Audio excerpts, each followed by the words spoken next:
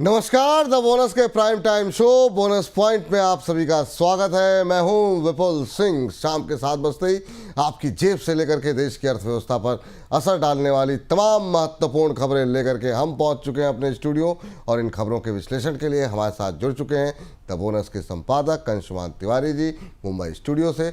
Anshuman sir, बहुत बहुत स्वागत आपका। धन्यवाद विपुल जी, आपका भी स्वागत है। तो अंशुमान सर के साथ विश्लेषण शुरू करें उससे पहले आपको फटाफट ये बताते हैं कि आज मुख्य तौर पर किन महत्वपूर्ण खबरों पे हम बातचीत करने वाले हैं, नजर डालते हैं ऑन द शो पर। आज के बोनस पॉइंट की शुरुआत हम गेहूं और चावल की खबर के साथ करेंगे। सरकार के पास गेहूं और चावल के स्टॉक में जोरदार बढ़ोतरी हुई है, लेकिन इसके बावजूद सरकार गेहूं एक्सपोर्ट खोलने से परहेज कर रही है। आखिर में ऐसा क्यों है, इसे समझने की कोशिश होगी। अगली खबर होगी स्विगी से जुड़ी हुई। स्विगी, जोमेटो, उबर और ग्रो से जुड़ी हुई है ये खबर। कुछ ने फीस बढ़ाई है तो कुछ को सीसीपीए का नोटिस मिल गया है। अंशुमान सर से आज समझने की कोशिश करेंगे इस पूरी खबर को।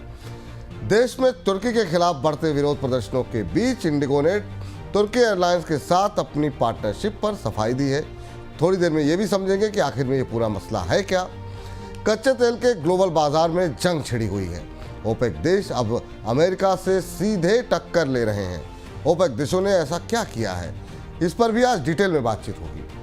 भारत की अमेरिका और यूरोपियन यूनियन के साथ ट्रेड डील पर बातचीत चल रही है। ये बातचीत कहां तक पहुंची और डील कब तक होने की उम्मीदें हैं, थोड़ी देर में इसको भी समझने की कोशिश करेंगे। अमेरिका के राष्ट्रपति ट्रंप ने इनकम टैक्स को लेकर के जो कदम उठाया है उससे पूरी दुनिया के बाजार हिले हुए हैं। अमेरिका के बॉन्ड बाजार में हड़कंप है।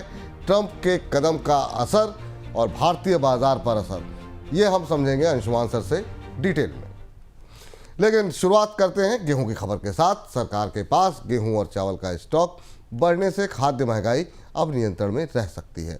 सरकार का गेहूं स्टॉक 4 साल के ऊपरी स्तर पर है और चावल का स्टॉक बफर नियमों से 4 गुना ज़्यादा है। 1 मई को केंद्रीय पूल में 356 लाख टन गेहूं और 381 लाख टन चावल का स्टॉक दर्ज किया गया है। कुल अनाज का स्टॉक 738 लाख टन है, जो कि 4 साल का ऊपरी स्तर है। उधर एक रिपोर्ट में यह भी कहा गया कि गेहूं स्टॉक बढ़ने के बावजूद सरकार गेहूं का एक्सपोर्ट खोलने में जल्दबाजी नहीं करेगी। सर, गेहूं का स्टॉक बढ़ने के बावजूद एक्सपोर्ट पर आखिर में हिचक क्यों रही है सरकार एक्सपोर्ट खोलने में? विपुल जी, अक्सर दूध का जला हुआ व्यक्ति जो है वो लस्सी भी फूंक के पीता है और सरकार की स्थिति गेहूं के निर्यात के मामले में ऐसी ही है। मई 2022 आपको याद होगा, 3 साल होने आ रहे हैं, लगभग 3 साल पूरे हुए हैं जब भारत ने गेहूं का निर्यात बंद किया था। जब फसल खराब हुई थी, स्टॉक में कमी आई थी और गेहूं की कीमतें रिकॉर्ड बढ़ोतरी पर पहुंची थी। और उसके बाद से फिर सरकार भारत कभी गेहूं बाजार में निर्यातक बनकर वापस नहीं लौटा। इस साल फिर अब 2 तरह से बाजार बटा हुआ है। बाजार को ये दिख रहा है कि गेहूं का स्टॉक अच्छा है, भंडार भी अच्छा है और अंतर्राष्ट्रीय स्तर के ऊपर अब बाजार में पहुंचाया जा सकता है गेहूं को। लेकिन सरकार की दुविधा यह है कि किसी भी परिस्थिति में अगर ज़रा सा भी ऊंच नीच हुआ तो फिर खाद्य महंगाई बढ़ने का खतरा होगा और इसलिए गेहूं के स्टॉक को बेहतर स्टॉक होने का, सरकारी खरीद होने के बावजूद निर्यात खोले जाने की जल्दबाजी शायद नहीं की जाएगी, जैसा संकेत हमें मिल रहा है। बल्कि इस स्टॉक का इस्तेमाल आने वाले समय में किसी समय बाजार में परिस्थितियाँ अगर बिगड़ती हैं तो ओपन सेल करने के लिए किया जाएगा। लंबे समय बाद कंफर्टेबल स्थिति बनती दिखाई दी हमें अनाज के दोनों भंडारों की, चावल की और गेहूं की। चावल का स्टॉक तो काफ़ी बड़ा और चावल का निर्यात बढ़ा भी है और भारत को हाल की परिस्थितियों में अंतर्राष्ट्रीय चावल बाजार में बढ़त भी मिली है जी। लेकिन सर, इस अभी करंट जो सिचुएशन है उसमें अगर देखा जाए तो खरीफ की सिचुएशन आपको कैसी दिखाई दे रही है, वहाँ पर क्या स्थिति नज़र आ रही है? विपुल जी, एक उत्सुकता मेरी भी इस स्टॉक की रोशनी में है और शायद दर्शकों के दिमाग में भी होगी कि इतने रिकॉर्ड स्टॉक की परिस्थिति में आने वाली फसलों के एमएसपी का क्या होगा। आमतौर पर सरकारें उत्पादन बढ़ाने के लिए प्रोत्साहन देती हैं और उत्पादन बढ़ता है तो अंतर्राष्ट्रीय बाजार में निर्यात में बढ़त होती है। सरकार का भंडार अभी जो बता रहा है उस हिसाब से आने वाले समय में खरीफ की फसल के एमएसपी को लेकर क्या तैयारी चल रही है, इस पर सबकी निगाहें होंगी। क्या एमएसपी में कोई बड़ी बढ़ोतरी होगी या सामान्य बढ़ोतरी के साथ ही एमएसपी को जारी किया जाएगा, क्योंकि चावल की स्थिति खरीफ धान या चावल खरीफ की मुख्य फसल है और खरीफ का सीजन आने में मानसून का सीजन आने से आने के बाद से पहले भारत के पास चावल का बहुत अच्छा स्टॉक और भंडार मौजूद है। तो हो सकता है अन्य फसलें, दलहन की भी कीमतें कम हैं, अन्य फसलों के मामले में शायद समर्थन मूल्य में बड़ी बढ़ोतरी दिखाई दे, पर स्टॉक की रोशनी में सरकार कंफर्टेबल है, आराम की स्थिति में है और शायद एमएसपी में हम कोई बहुत बड़ी बढ़ोतरी ना देखें, ऐसा संकेत हमें मिल रहा है। जी, इस बीच app based trading platform Groww और फूड एग्रीगेटर ऐप जोमेटो ने ग्राहकों से सर्विस के लिए ज़्यादा फीस वसूलने का फैसला किया है। ग्रो ने छोटे ट्रेडिंग ट्रांजैक्शन पर अपनी फीस 150% बढ़ा दी है और जोमेटो ने 4 किलोमीटर से ज़्यादा की दूरी पर फूड डिलीवरी के लिए नई सर्विस फीस वसूलना शुरू कर दिया है। उधर सीसीपीए ने कैब एग्रीगेटर ऐप उबर को ग्राहकों से फास्ट राइड के लिए एडवांस टिप वसूलने के लिए भी नोटिस भेजा है। सीसीपीए ने स्विगी और जोमेटो को ऑर्डर कैंसिलेशन पॉलिसी में बदलाव करने के लिए भी कहा है। सर, जोमेटो और स्विगी को कैंसिलेशन फीस को लेकर के क्या कुछ कहा गया है सीसीपीए की तरफ से? आज लगातार कई खबरें आई जी एक साथ, जो कि ऑनलाइन प्लेटफॉर्म से जुड़ी हुई हैं, जिसमें ग्रो एक प्लेटफॉर्म है जो स्टॉक ट्रेडिंग कराता है, जोमेटो से जुड़ी हुई खबरें थी, उबर से जुड़ी हुई और स्विगी और जोमेटो के मामले में सीसीपीए के ऑर्डर आए। तो हम दोनों को अलग अलग समझते हैं। पहले हम समझते हैं कि क्यों भारत के रेगुलेटर या नियामक इन ऑनलाइन प्लेटफॉर्म्स के भीतर जो चलता है उसे अब खोलकर सामने ला रहे हैं और सख्ती कर रहे हैं। उबर के लिए आदेश जारी किया गया है। उबर ने क्या किया है हाल फिलहाल में, खासतौर से मुंबई और कई शहरों में जहां शाम के समय कैब की शॉर्टेज होती है, डिमांड ज़्यादा होती है, वहां एक नई सर्विस लॉन्च की है उबर ने। उस सर्विस के तहत अगर आप ड्राइवर को जल्दी बुलाना चाहते हैं तो उसे कुछ पैसे ज़्यादा दे दीजिए, टिप दे दीजिए, तो वो जल्दी आ जाता है। इस पर सरकार ने और उपभोक्ता मामलों के मंत्रालय ने इस पर आपत्ति की है और ये कहा है कि ये अनफेयर ट्रेड प्रैक्टिस है। स्वाभाविक सी बात है, अनफेयर है, क्योंकि सिर्फ सर्ज है और डिमांड ज़्यादा है तो आप ग्राहक से ज़्यादा पैसा नहीं मांग सकते। तो एक तो ये मुद्दा है जिससे उबर की इस तरीके पर लगाम लगेगी। दूसरा बड़ा मुद्दा स्विगी और जोमेटो के साथ है। बहुत सारी शिकायतें स्विगी और जोमेटो के ग्राहकों की सरकार के पास और कंज्यूमर अफेयर्स डिपार्टमेंट के पास पहुंची थी कि स्विगी और जोमेटो अपने ऑनलाइन ऑर्डर्स की डिलीवरी में खुद देरी करते हैं और उसके बाद जब ग्राहक इसे कैंसिल करते हैं तो उनसे भारी कैंसिलेशन लिया जाता है और इनकी रिफंड पॉलिसी में खासा पेच है, समय पर रिफंड नहीं मिलते हैं। इसकी एक जाँच भी करवाई गई, इसकी एक पड़ताल भी करवाई गई, जिसमें पाया गया कि दोनों प्रमुख ऑनलाइन फूड डिलीवरी प्लेटफॉर्म ऐसा कर रहे हैं कि एक तो समय पर खाना या समय पर सामान डिलीवर नहीं करते और उसके बाद कैंसिलेशन के लिए भारी चार्ज वसूलते हैं और रिफंड में भी लंबा समय लगता है। इसलिए इन्हें भी नोटिस भेजा गया है। तो रेगुलेटर्स की निगाह इनके ऊपर है। दूसरी तरफ जोमेटो एक नई चीज लेकर आई है। हमें लगता है इस पर भी शायद आने वाले दिनों में रेगुलेटर्स की निगाहें टेढ़ी होंगी। जोमेटो ने 4 किलोमीटर से ज्यादा की कोई किसी भी डिलीवरी पर एक नई सर्विस फी लगा दी, जिसको लॉन्ग डिस्टेंस सर्विस फी कहा जा रहा है। ऑनलाइन कंपनियां, स्टार्टअप्स तरह तरह से, अब चूंकि आदत पड़ चुकी है, बाजार में मोनोपोली और डुओपोली हैं, तो तरह तरह से पैसा वसूलने की कोशिश कर रहे हैं अलग अलग सर्विसेज पर, जहां भी थोड़ा सा विकल्प बनता दिखाई दे रहा है। इधर ग्रो ने एक नया काम किया है। ग्रो ने छोटे ट्रेडिंग्स पर, जो छोटे आकार के ट्रेडिंग है, उनके ऊपर अपनी फीस को करीब 150% बढ़ा दिया है और इससे जो छोटे ट्रेडर्स हैं, जो छोटे आकार के सौदे करते हैं, उनकी लागत में बढ़ोतरी होगी। कोशिश यही है कि प्लेटफॉर्म पर का जो घटता हुआ रेवेन्यू है उसे संभाला जा सके। जी सर, लेकिन ग्रो ने अपनी फीस क्यों बढ़ाई? वहाँ पे क्यों उनको बढ़ाने की आवश्यकता पड़ गई?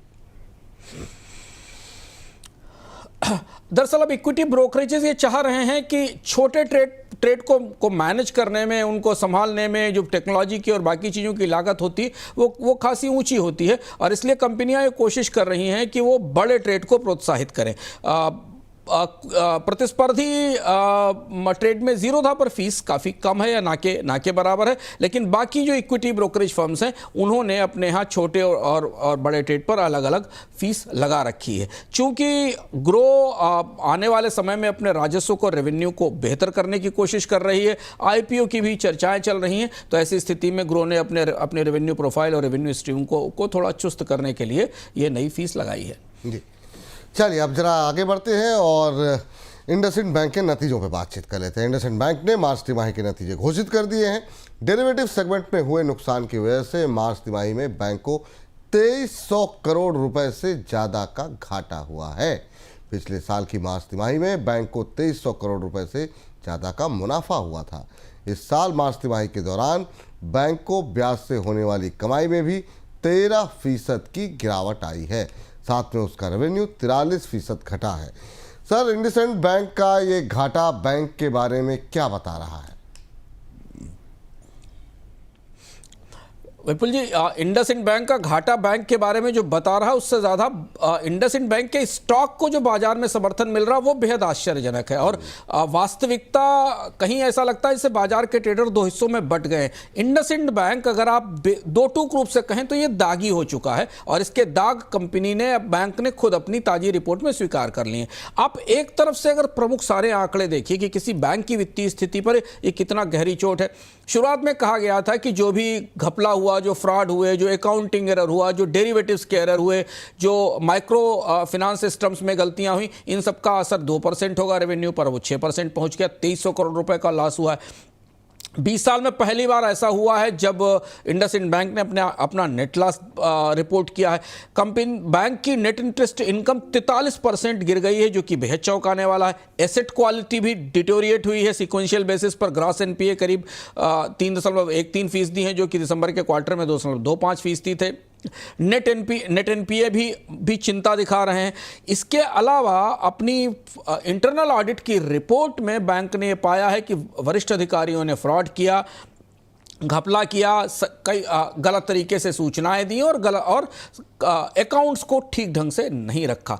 इसके बाद आश्चर्य की बात यह थी कि इंडसइंड बैंक में फिर भी हमें खरीद दिखाई दी, लोगों ने इसमें निवेश करना शुरू किया। पर जो मौजूदा वित्तीय स्थिति है उस हिसाब से इंडस बैंक की तस्वीर बहुत भरोसे लायक बनती नहीं दिख रही है। बिल्कुल भरोसे लायक नहीं दिखाई दे रही है। जिस तरह के नंबर्स कम से कम सामने देखने को मिले हैं और इस पर तमाम ब्रोकर्स की तरफ से भी काफ़ी बटी हुई राय है, अलग अलग तरह की प्रतिक्रियाएं आ रही हैं।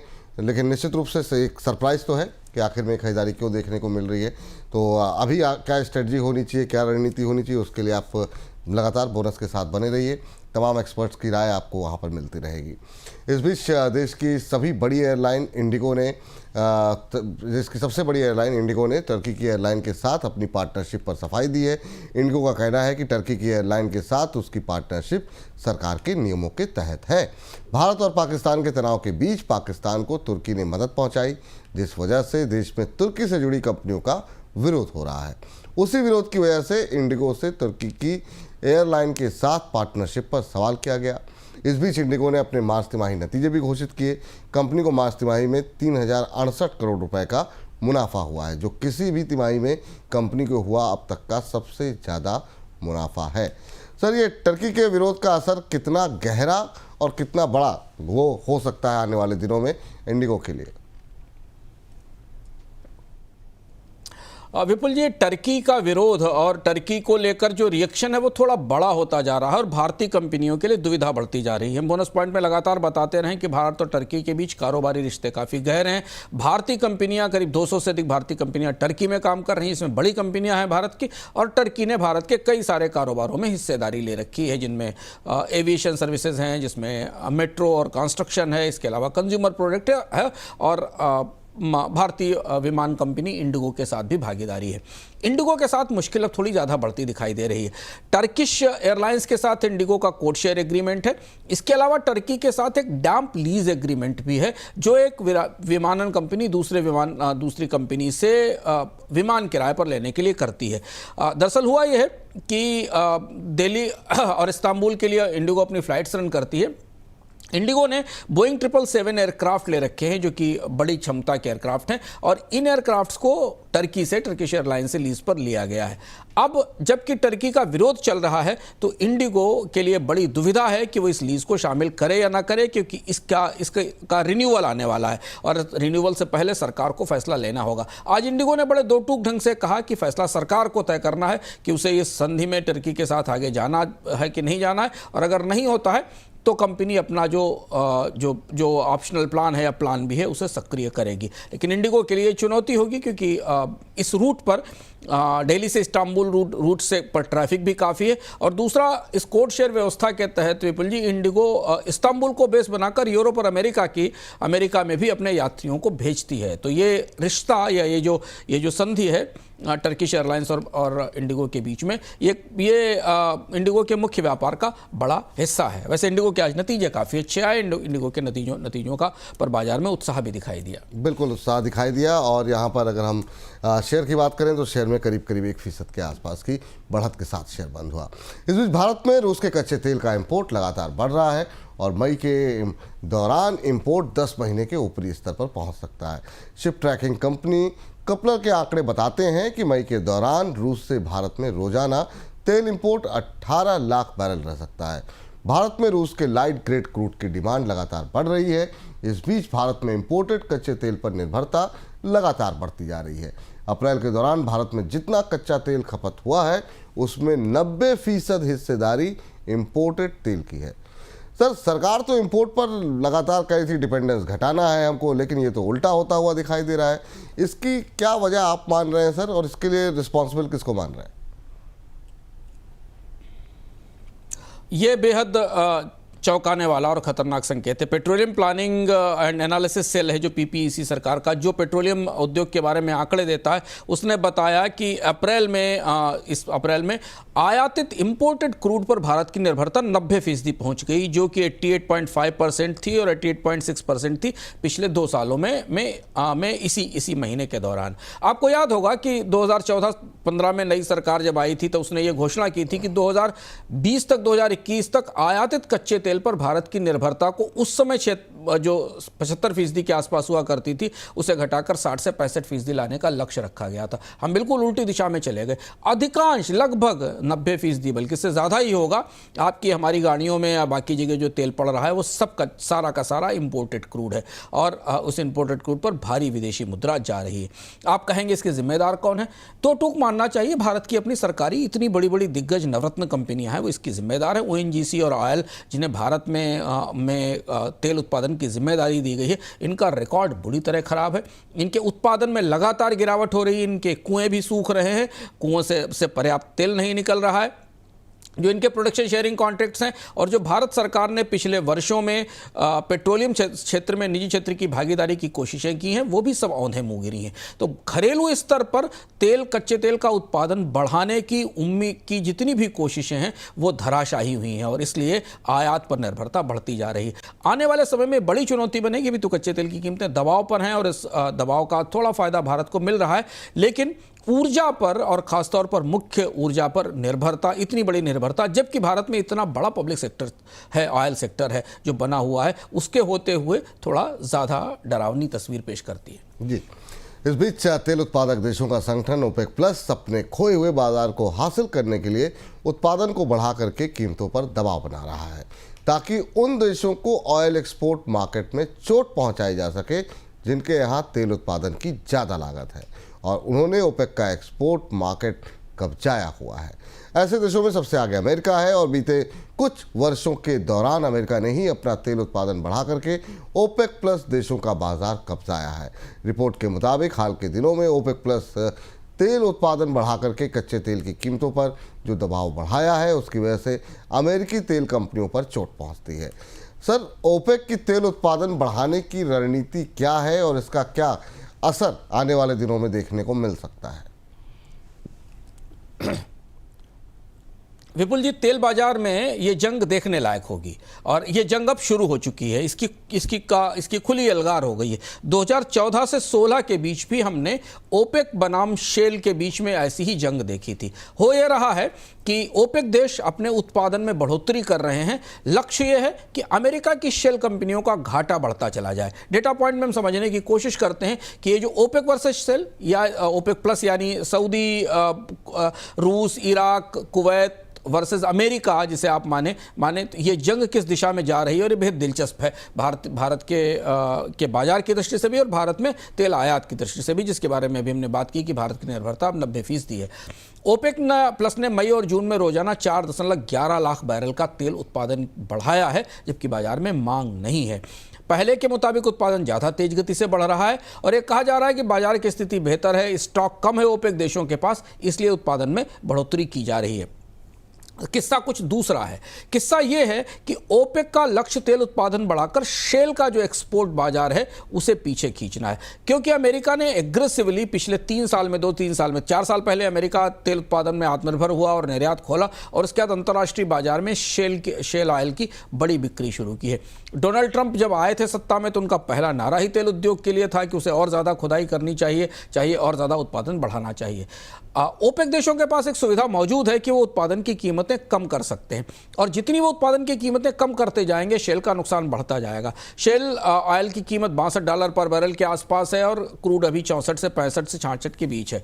कोशिश ये है कि अगर कच्चे तेल की कीमत $60 से नीचे आ गई तो अमेरिका की शेल कंपनियों के घाटे फट पड़ेंगे, क्योंकि उनके लिए $70 के आसपास की लागत है।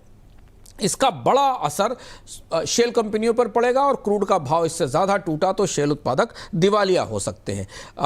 लागत का हिसाब समझें तो आपको समझ में आएगा कि ओपेक प्लस की रणनीति कैसे काम कर रही है। सऊदी अरब की उत्पादन लागत केवल $3 से $5 पर बैरल है बड़े पैमाने पर। रूस की उत्पादन लागत $10 से $20 पर बैरल है, जबकि शेल की उत्पादन लागत को संभालने के लिए कच्चे तेल की कीमत का $60 से $70 के आसपास होना ज़रूरी है। अमेरिका में पर्मियन बेसिन जैसे क्षेत्रों में शेल खत्म भी हो रहा है, उत्पादन महंगे इलाकों में जा रहा है और इसका असर अमेरिकी तेल उद्योग पर हमें पड़ता दिखाई देगा। जी सर, अब अमेरिकी शेल का भविष्य यहाँ से कैसे देख रहे हैं आप? उनका फ्यूचर क्या दिखाई दे रहा है? विपुल, ये सीधा हिसाब है कीमतों का। $62 के आसपास, $61-62 पर बैरल के आसपास इस समय WTI चल रहा है। अगर कीमतें $65 से $75 के आसपास रहती हैं तो शेल उत्पादन में बढ़ोतरी नहीं होगी, स्थिर होगी और ये बात अमेरिका की तेल कंपनियों ने कह भी दी है। लेकिन अगर क्रूड का भाव $50 तक टूट गया, जिसका खतरा है, और जैसे जहां ओपेक प्लस ले जाना चाहते हैं, ओपेक देश ले जाना चाहते हैं, तो फिर शेल के उत्पादन में बड़ी कमी आएगी। इस समय अमेरिका में ऑयल रिग्स और फ्रैकिंग क्रूज की संख्या 4 साल में सबसे न्यूनतम स्तर पर है। जितना उत्पादन होना था वो नहीं हो रहा। डोनाल्ड ट्रंप कह रहे थे ड्रिल बेबी ड्रिल, लेकिन वो ड्रिल बिल्कुल उल्टा हो गया है, क्योंकि कच्चे तेल की कीमतों में गिरावट के बाद तेल कंपनियां या शेल के उत्पादन कंपनियां अब निवेश नहीं कर रही हैं। शेल में उत्पादन स्थिर हुआ है, मैक्सिको की खाड़ी में भी ऑफशोर प्रोजेक्ट बढ़े हैं, इसलिए तेल की आपूर्ति बढ़ रही है। तो उत्पादन अगर ओपेक बढ़ाता चला गया तो फिर तेल कंपनियों के दिवालिया होने की भी परिस्थिति आएगी और अमेरिका में शेल और शेल की ड्रिलिंग भी रुक जाएगी और ये वो दिलचस्प जद्दोजहद है। हालांकि ओपेक एक बार ऐसी कोशिश कर चुका है इससे पहले भी, पर इसका बड़ा असर नहीं पड़ा था। पर इस बार ऐसा लगता है कि परिस्थितियां ओपेक प्लस के पक्ष में हैं, क्योंकि शेल में जो सस्ते शेल ऑयल के उत्पादन का समय था वो अब गुजर चुका है और अब वहां जो उत्पादन की नई क्षमताएं आ रही हैं वे महंगी हैं।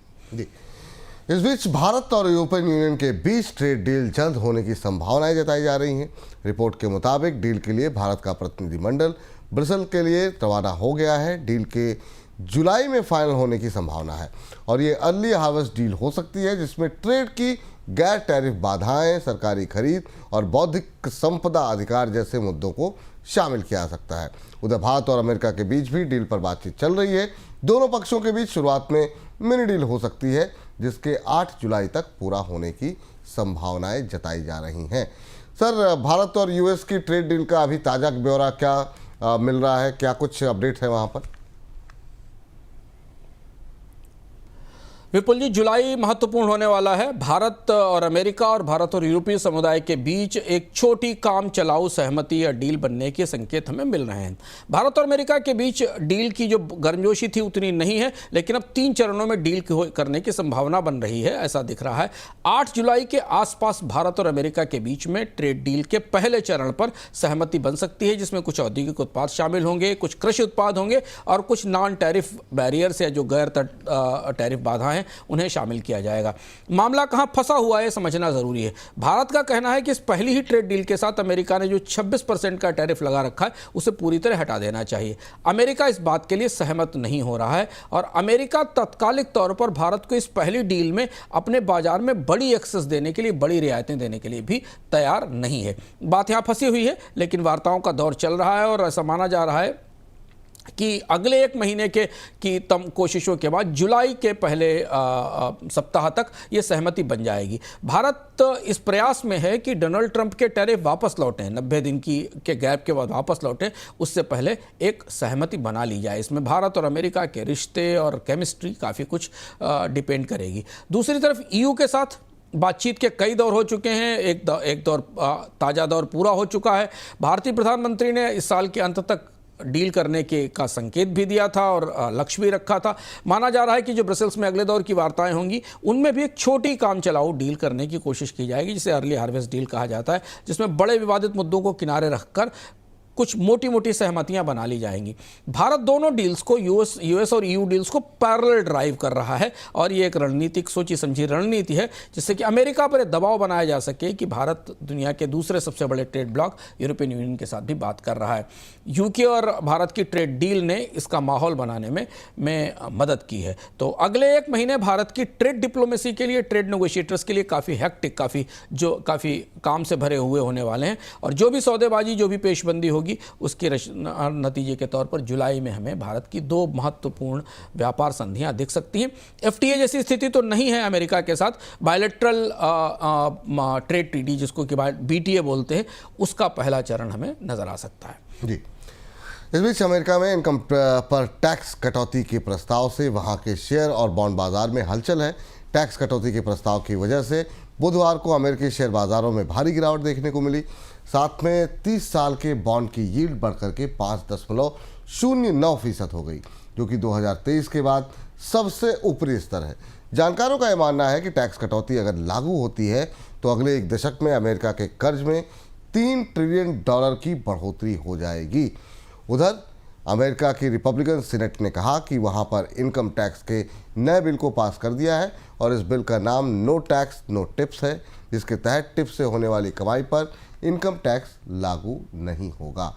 सर, टैक्स रियायतों का क्या कुछ डिटेल्स हैं, क्या कुछ ब्यौरा है और टैक्स कटौती से अमेरिका का बॉन्ड मार्केट आखिर में इतना घबराया हुआ क्यों है? बॉन्ड मार्केट अमेरिकी अर्थव्यवस्था की वास्तविक तस्वीर और बजट से बुरी तरह डरा हुआ है। आज सुबह की जब शुरुआत हुई और रात में कल ये सूचना आई कि अमेरिका में 20 साल के बॉन्ड्स का ऑक्शन हुआ और उसको ग्राहक नहीं मिले, समर्थन नहीं मिले, चौंकाने वाली बात थी। और ये ऑक्शन मूडीज के ताजे डाउनग्रेड के बाद हुआ पहला ऑक्शन था $16 बिलियन का। और वहीं से बाजार में पैनिक या डर बनना शुरू हुआ क्योंकि अमेरिका में बॉन्ड यील्ड लगातार बढ़ रही है। टैक्स कटौती के बिल ने इस चिंता को और ज़्यादा गहरा दिया, या आप ये कहें कि ये जो पूरा डर का माहौल था, इसमें और तेज आवाज़ डराने की लगा दी है। डोनाल्ड ट्रंप ने 2017 में टैक्स कट किए थे और उस टैक्स कट को उन्होंने आगे बढ़ाते हुए नए प्रस्ताव बनाए हैं जो कि बिल के तौर पर सामने आए हैं। हाउस टैक्स कमेटी ने इसे मंजूर भी कर दिया और सीनेट तक ये पहुंच गया है। इसमें व्यक्तिगत और आयकर की दरों को और काटा गया है। उच्चतम दर अब 37% रहेगी। अन्य ब्रैकेट्स के लिए कम दरें रखी गई हैं। स्टैंडर्ड डिडक्शन बढ़ाया गया है। राज्यों में और लोकल टैक्स की कटौती की सीमा बढ़ाई गई है। क्वालिफाइड बिजनेस इनकम पर टैक्स की दरें कम कर दी गई हैं। स्टेट टैक्स की छूट बढ़ा दी गई है। टिप्स और ओवरटाइम पे के लिए टैक्स पर कटौती की गई है और अमेरिका में निर्मित कार लोन पर ब्याज में कटौती भी बढ़ाई गई है।